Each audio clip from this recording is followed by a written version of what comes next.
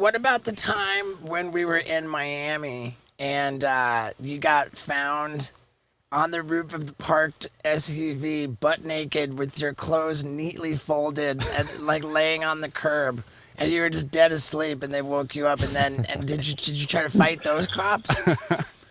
I did threaten them. I don't think. Oh yeah, I think I did try to fight them because yeah, they did mace me. I think you had a killer police report on that one too. Yeah, and they and said that you, I said I'll kick your posterior. I know I didn't say that, but they said claimed that I did. But yeah, I did start a fight with them, of course. I mistook the roof of that SUV for my hotel room. Yeah. I was on fire that night. Well, I think I mixed the wrong potions. yeah. And, I think you and I hadn't seen each other for a little while, and we got a little carried away. Oh, I remember. I remember it well.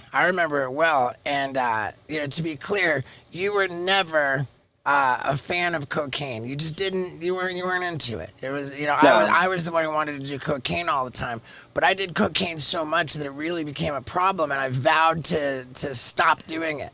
I gave up cocaine, and I had made it 6 months without doing cocaine. And then when we were reunited in Miami, for some unbeknownst reason, Pontius says, "I've got a hankering for some booger sugar." I don't know why. I think it was because we were in Miami.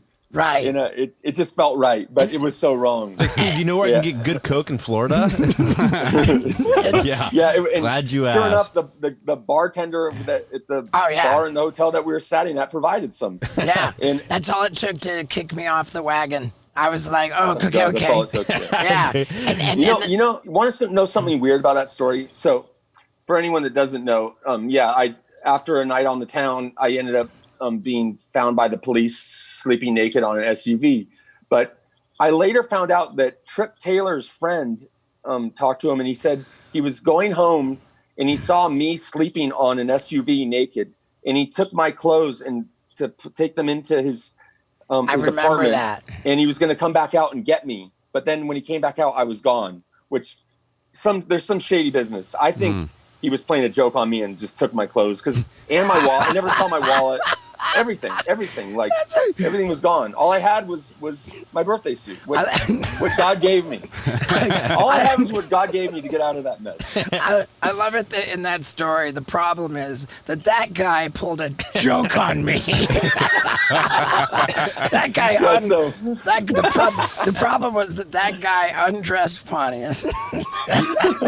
You strike me as somebody that blacks out drunk in someone's house and wakes up in the middle of the night and pees in the corner of their living room thinking it's the bathroom. Have you ever done that? Yeah, like a bad version of that.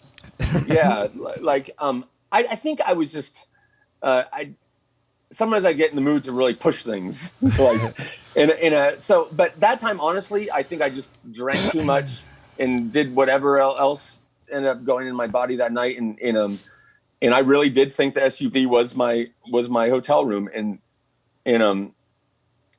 so when the police arrived on the scene, I was really grumpy to be woken up, and so I guess I did start a fight with them, and they ended up pepper spraying me. I just remember, man, I mean, you've probably been pepper sprayed yourself, Steve. I've poured a lot of hot sauce in my eyes, even my own brand of hot sauce, which is called Steve-O's Hot Sauce for Your Butthole, and it's now available on Amazon. Yeah, give it 5 stars. It's that good. It's available on Prime. But for all the hot sauce I poured in my eyes, I've never been red pepper sprayed. I have. It's awful. And there are different levels of it, but yeah, it stopped me. It stopped me dead in my tracks. And I'm really, when I'm fired up, I'm pretty hard to stop. Yeah, it stopped me. I panicked. I couldn't breathe. I couldn't see. I was I was the putty in the police's hands at that point. I think I started crying. Well, I was crying. Of course I was. There was pepper spray in my eyes. And so they thought I was crazy. And so they, instead of taking me to jail, they took me to the hospital.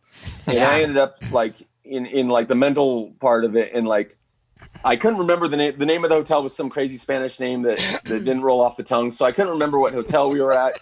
And I had this weird orderly in there, and he was like Nurse Ratchet.